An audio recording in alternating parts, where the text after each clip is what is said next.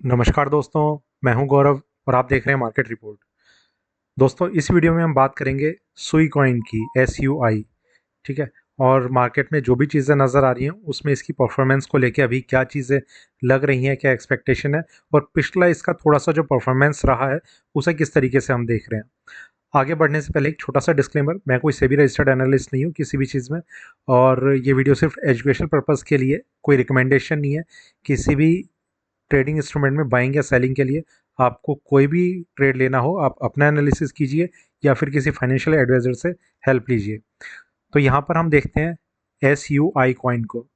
दोस्तों, यहाँ पर एक चीज़ ज़रूर नज़र आ रही है सुई कॉइन की। अगर हम थोड़ा सा पीछे से बात करें, मतलब जो भी इसका ट्रेंड चलता हुआ आ रहा है, एक बार डेली टाइम फ्रेम पे हम नज़र डालेंगे ना, तो मार्केट में इसमें तेज़ी बनी हुई थी।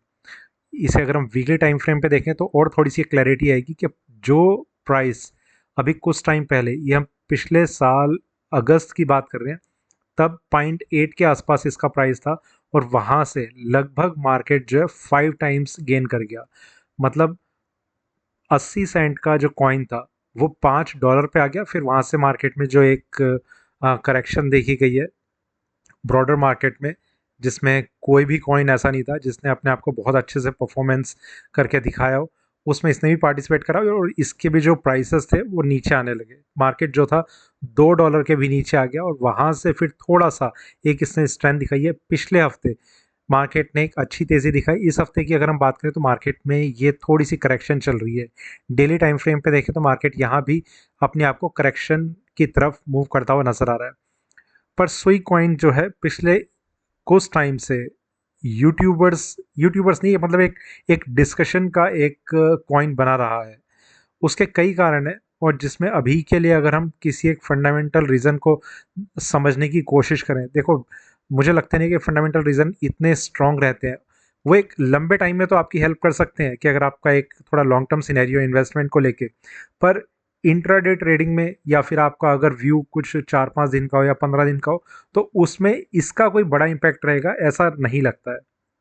फिर भी जो चीज़ें इसमें थोड़ा सा इम्पोर्टेंट बनी हुई है, उसमें अभी के लिए जो सबसे एक इम्पॉर्टेंट चीज़ मानी जा रही है वो ये कि इसका कुछ कोलैबोरेशन चल रहा है अलग अलग जगह पर, जिसमें एक है इसका पॉकीमोन के साथ कोलैबोरेशन चल रहा है। ठीक है।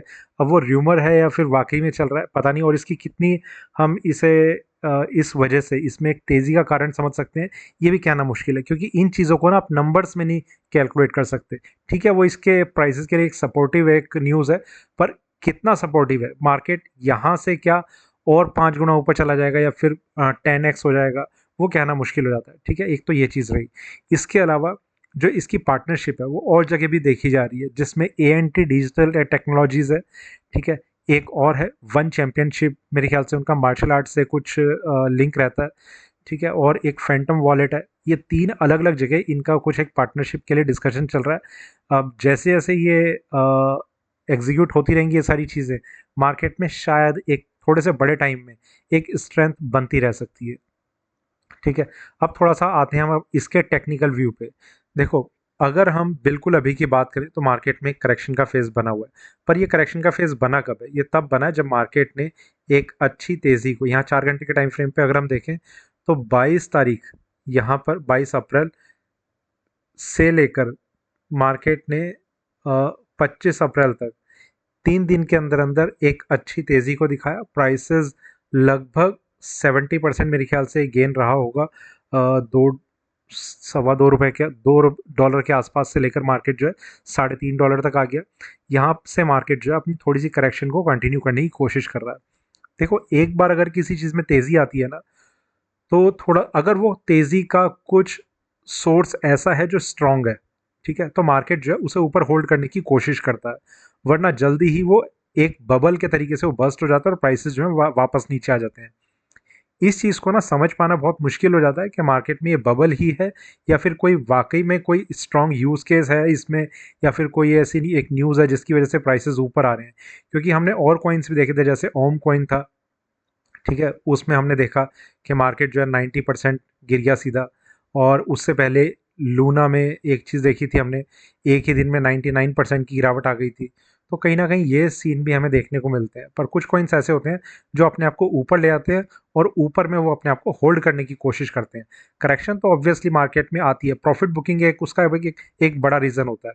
जब कोई चीज़ 1 रुपये से 2 रुपये की हो जाएगी तो मार्केट वहाँ से थोड़ा सा उसे नीचे लाने की भी कोशिश करता है। कारण ये होता है, मैंने अगर यहाँ पर अभी एंट्री ली है एकदम से और मुझे बहुत जल्दी में एक प्रॉफिट नज़र आता है, तो मैं उसे एनकैश करने की कोशिश करता हूँ। इस डर से वहाँ पर ना फियर बहुत इंपॉर्टेंट रोल प्ले करता है। इस डर से कि मार्केट में प्राइसेस जो है वापस नीचे ना चले जाए, तो मैं अपना पैसा बाहर निकाल लूँगा। तो जैसे इन ट्रेडर्स का पैसा बाहर निकलता है तो मार्केट जो है थोड़ा सा करेक्शन दिखाने की कोशिश करता है। तो ये बहुत नॉर्मल सी चीज़ है, इसमें पैनिक सिचुएशन नहीं बनती है, बस इतना है। ठीक है, तो अभी के लिए जो लेवल्स नज़र आ रहे हैं उनकी बात करते हैं। ऊपर में अभी इसमें एक इंट्राडे का रेजिस्टेंस बन रहा है, वो है 3.33। ये प्राइस मार्केट में यहाँ पर है। ये ब्रेक होगा तो इसमें थोड़ी सी इंट्राडे में स्ट्रेंथ बन सकती है, जिसके बाद चांसेस है कि मार्केट और ऊपर जाने की कोशिश कर सकता है। इसके बाद मार्केट में एक प्राइस है 3.46। ये प्राइस मार्केट में यहाँ पर है, जो इसके लिए एक स्ट्रॉन्ग रेजिस्टेंस का काम कर रहा है। ये ब्रेक होते ही इसमें एक अच्छी खासी स्ट्रेंथ बन जाएगी और मार्केट जो है और ऊपर की तरफ जाता हुआ नजर आ सकता है। ठीक है, अगर इसका एक अपसाइड मूव आता है तो हमें दूसरी चीज़ को भी ध्यान रखना होगा कि मार्केट में दो जगह सेलिंग जोन भी है। पहला 3.3475, ये पहला प्राइस मार्केट में यहाँ पर है, ये इसका पहला सेलिंग जोन है इधर। ठीक है, दूसरा सेलिंग जोन है इसका 3.555। ये प्राइस मार्केट में यहाँ पर है, ये इसका दूसरा सेलिंग जोन है। सेलिंग जोन इस तरीके से काम करता है कि मार्केट में अगर एकदम से ये प्राइस आ जाता है तो मार्केट वहाँ से थोड़ा सा रिटेलिएट करने की कोशिश करता है। ठीक है, तो वॉर चल रही है तो मार्केट में जो सेलर्स हैं वो भी प्राइसेस को नीचे लाने की कोशिश करते हैं। मतलब एक ऐसी जगह पर जहाँ पर ये उम्मीद थोड़ी सी ज़्यादा बन जाती है कि अब मार्केट और ऊपर आना थोड़ा मुश्किल लग रहा है, वो उस तरीके से रहता है। नीचे में एक प्राइस नज़र आ रहा है जो बहुत इंपॉर्टेंट है अभी के लिए, ये प्राइस है 2.97। ये अगर ब्रेक होता है तो ये मार्केट में रिवर्सल का काम कर रहा है। ये अगर ब्रेक होता है तो कहीं ना कहीं जो सेंटीमेंट है वो थोड़े से निगेटिव साइड की तरफ मूव करते हुए नजर आ सकते हैं, प्राइसेस और नीचे जाने की कोशिश कर सकते हैं।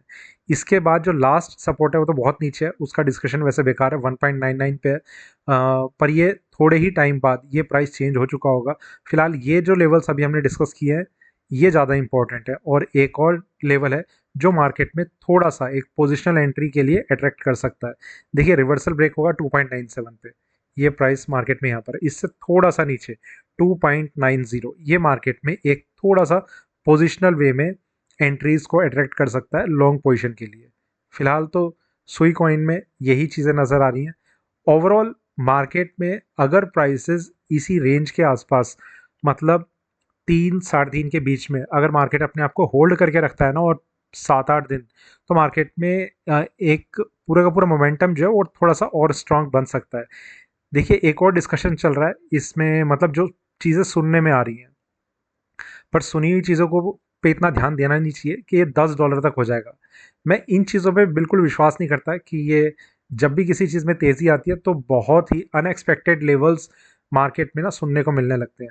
बस इतना है कि ट्रेंड का थोड़ा सा ध्यान रखना चाहिए कि ट्रेंड अगर थोड़ा तेज़ी का है तो शॉर्ट सेलिंग से बस बचना चाहिए, और मार्केट अगर गिरता हुआ नजर आए तो थोड़ा लॉन्ग पोजीशन से बचना चाहिए। ये गोल्डन रूल है इस ट्रेडिंग मार्केट का। बाकी जैसा भी आपको ठीक लगे आप वैसा ट्रेड कीजिए। ठीक है, तो फिलहाल ये कुछ चीज़ें थी जो मेरा पर्सनल व्यू था, वो मैंने आपके साथ शेयर किया। वीडियो अच्छा लगे तो लाइक करें, शेयर करें, बने रहें मेरे साथ, देखते रहिए मार्केट रिपोर्ट। धन्यवाद।